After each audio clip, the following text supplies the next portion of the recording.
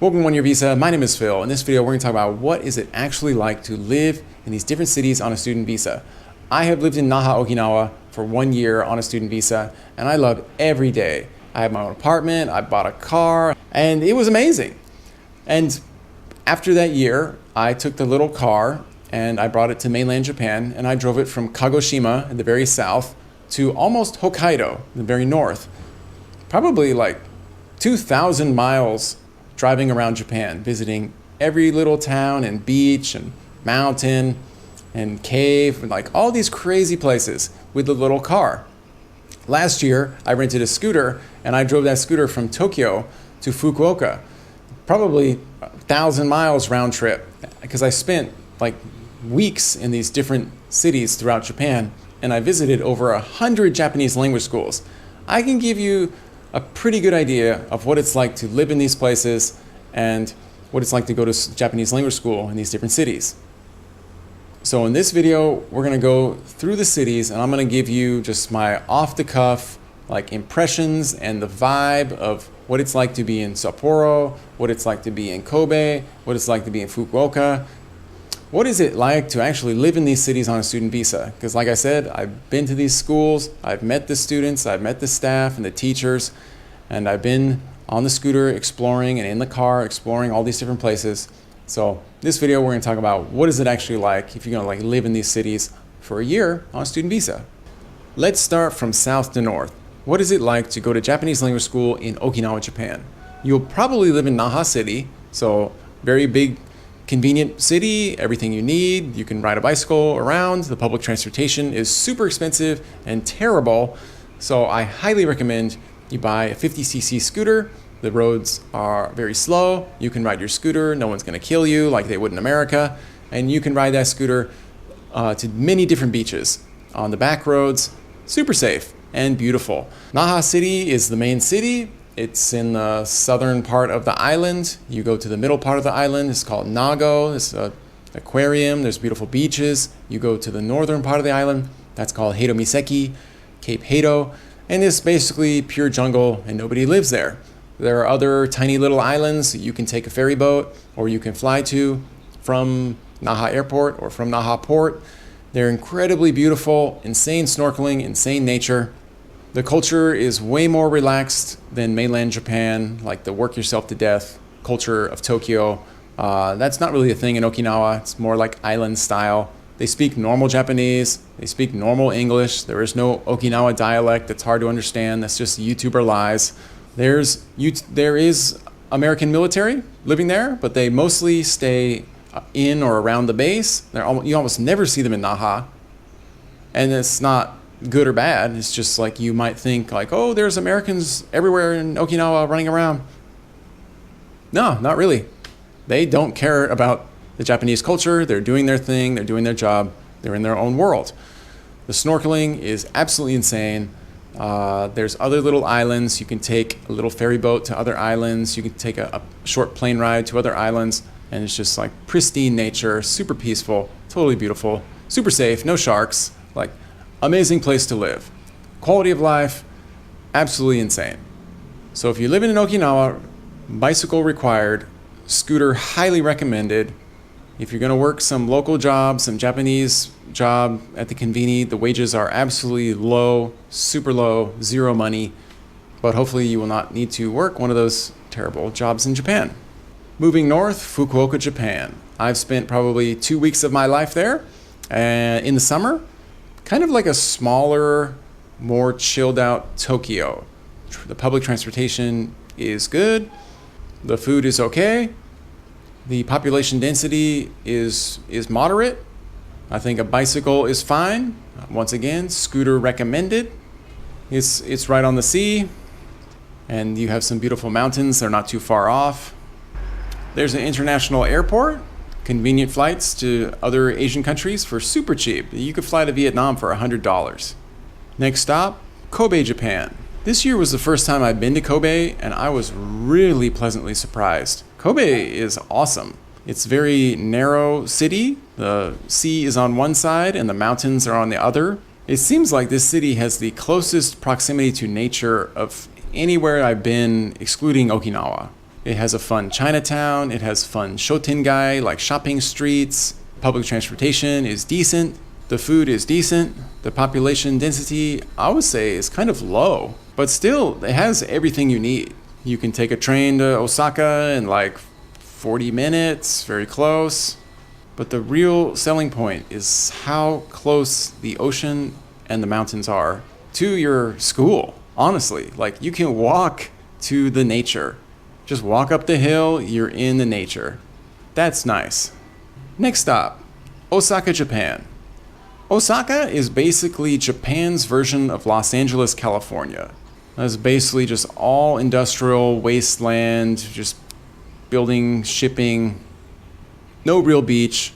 As someone who enjoys being in the nature or having convenient access to nature, when you live in Osaka, you cannot even see the nature in any direction from the tallest building. And then the other area is just sprawling residential. There's a huge downtown. You know, it's more grungy, more dive bar, more like homeless people, even though they're like charming old people that are just kind of goofing around. If you want a more gritty version of Japan that's still super safe, Osaka, highly recommend a scooter. This is massive city, totally sprawling. I mean, public transportation's fine, but if you're gonna ride a scooter from one end of Osaka to the other, it'd probably take you an hour. People say Osaka people are more friendly than Tokyo, and I think you could say that any person on Earth is more friendly than the people in Tokyo. So of course, Osaka people will be more friendly than the people in Tokyo. The people who say that have never been to Okinawa. In my opinion, the Okinawa people are the most friendly in Japan. It's not that they're unkind in Tokyo, they just have no time. That is the culture of Tokyo. It's the hustle culture, Zangyo culture. Next stop, Kyoto. Beautiful, famous Kyoto. What is it like to actually live in Kyoto? If I was going to rank the most busy place in Japan, of course it would be Tokyo. It is the largest city on the earth. But if I was going to rate the second busiest place in Japan, it wouldn't be Osaka. It would be Kyoto, Japan. Kyoto is insane now. It still has all the beautiful historic places. All the culture is still there. I'm not saying there's no more Japanese people, but there are so many tourists there. It's actually insane. And when you go to a restaurant, the prices are probably the highest I've seen in Japan. Honestly, higher than Tokyo for a restaurant, because Kyoto is Disneyland for Gaijin now. And there's still like I said, all the beautiful stuff is there. It's a super flat city. You could ride a bicycle. It's not that big. If you want to try and ride the bus, it's going to be absolutely packed with tourists. You can get a train to Osaka, downtown Osaka, from Kyoto for like $5. Easy access to Osaka, see some different stuff. And if you have your scooter, you can get out of the main city and see some like really beautiful nature, like get away from everybody. Crazy beautiful nature outside of, just immediately outside of Kyoto. I'm just trying to warn you, if you think it's some peaceful ancient city with geishas, shuffling around, people riding around in rickshaws and crazy antique stuff like that. No, it's Disneyland for Gaijin now. And the heart wants what it wants. If you want to live in Kyoto, you need to live in Kyoto and go to the language school in Kyoto, and you're gonna love it. Next stop, Yokohama. I was in Yokohama for 1 week. I visited 15 language schools, and the moral of the story, none of those language schools contacted me. None of them were interested in my help. Even for free, they wouldn't take my help, even as a gift. That was the vibe in Yokohama. I found it to be a more expensive, boringer version of Tokyo. I really don't know what is the purpose of Yokohama anymore. Like maybe they built ships in the old days, and the old Japanese dudes that built those ships are now homeless, goofing around in Yokohama on the street. And then everybody else in Yokohama is like super rich somehow. I have no schools in Yokohama. I will never go back to Yokohama. Final thing I'll say is that the supermarket prices in Yokohama were the highest I saw in Japan. Absolutely like insane supermarket prices. No idea why. Next stop, Tokyo. Public transportation is first class. You don't even need a bicycle. I wouldn't even recommend having a bicycle because it's gonna be a pain in the ass to park the bicycle. Say, what are you talking about? I just put the bicycle on the street. No, you can't do that.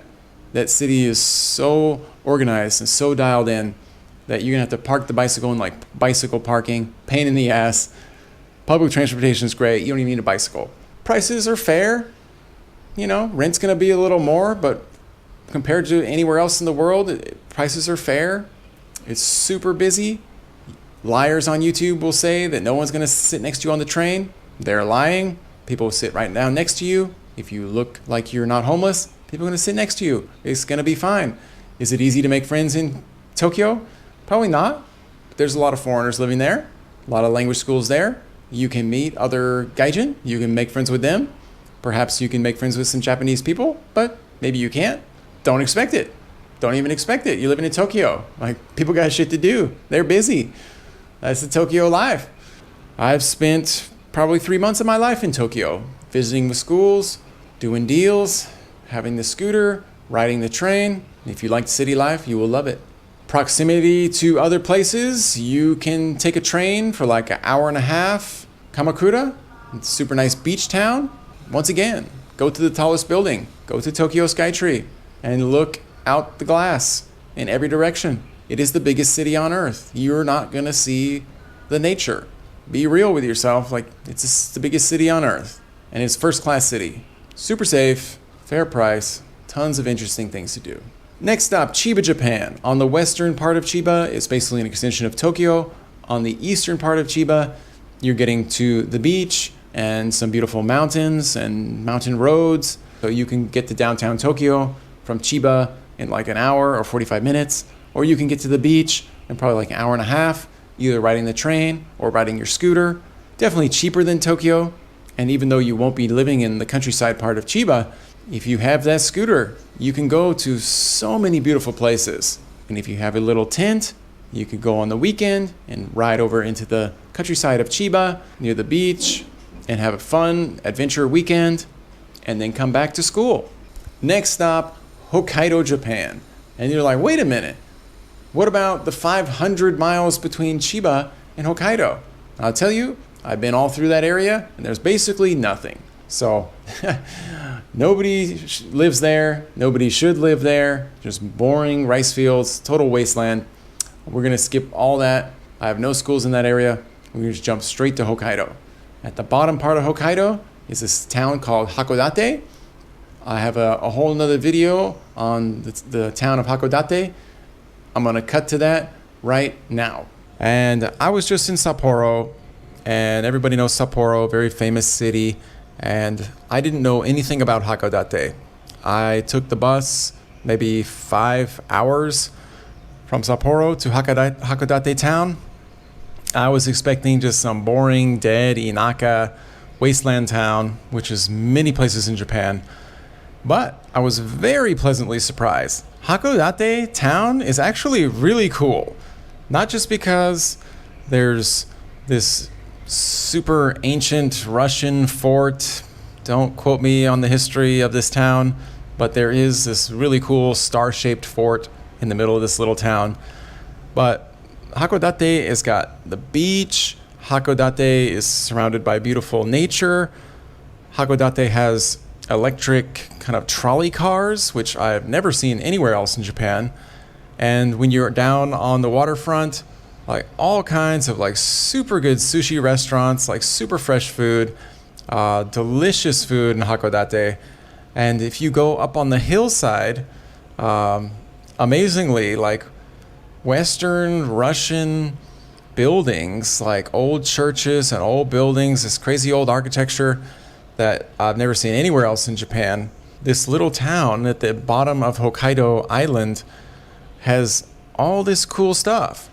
So, you know, I was only there for honestly like 2 days in peak summer, which is the best summer weather in Japan. And it was really a charming little town. Now, obviously the winter is going to be brutally cold. If you like skiing and all that, have at it. And you can obviously take a bus or the train up to Sapporo, and that's a beautiful city as well. But I think if you're really looking for that small town Japan experience, and you don't mind the snowy weather in the winter, then I think you'll love living in Hakodate for a year. You don't have to live there your whole life. So that's Hakodate, charming town. And now we're going to jump up to Sapporo. Sapporo, Japan. A beautiful city. Very peaceful. Many beautiful parks. Now, of course, I was there in the summertime, and the weather is absolutely perfect in the summer. The rest of Japan is melting down, absolutely beast hot. But in summertime in Sapporo, it's very pleasant. You get a nice breeze. The ocean is not far from the city. The mountains are not far from the city. The food is excellent. Cost of rent, cost of living is down, is very affordable. Good culture, people pretty friendly. Like I said, I was only there in the summer, but if you bought a little scooter or some kind of little motorcycle in the warmer months, you can explore all kinds of beautiful nature in Hokkaido Island. With the back roads, country roads, no cars, super safe to ride your little scooter. You can go camping, like very beautiful part of Japan. And in the winter, of course, winter sports. If you love snow, if you love being freezing cold, Hokkaido is for you, Sapporo is for you. But yeah, I think I was really surprised about how peaceful Sapporo City was. Very similar maybe to Fukuoka with the peaceful vibe. So that is the tour of Japan. Like I said, I've been to all these places. I've got Japanese language schools in all of these places. And every year I go back to Japan. I get more schools. I put them on the website so you can find the best school for you.